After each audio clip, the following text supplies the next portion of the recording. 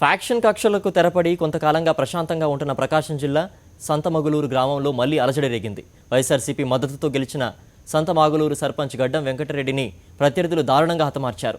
గ్రామంలో నిర్మిస్తున్న దేవాలయానికి ధ్వజస్తంభం కొనుగోలు చేసేందుకు 15 రోజుల కిందట తనతో పాటు 4 గ్రామస్తులను వెంట తీసుకుని వెళ్లారు వెంకటపతిరెడ్డి.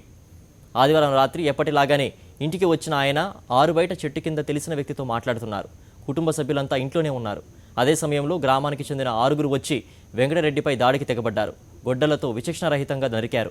దాడిలో తీవ్ర గాయాల పాలైన వెంకటరెడ్డి అక్కడికక్కడే ప్రాణాలు విడిచాడు. అయితే దాడికి పాల్పడింది ఎవరైంది ఇంకా తెలియలేదు.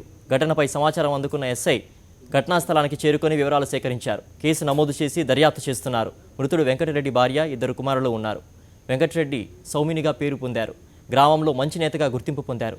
ఇటీవల గ్రామంలో మరో నాయకుడైన అట్లాచిన వెంకటరెడ్డి కుమారుని వివాహానికి హాజరైన వైఎస్ఆర్సీపీ అధ్యక్షుడు వైఎస్ జగన్మోహన్ రెడ్డి వెంకటరెడ్డి ఇంటికి వెళ్లి పలకరించి వెళ్లారు.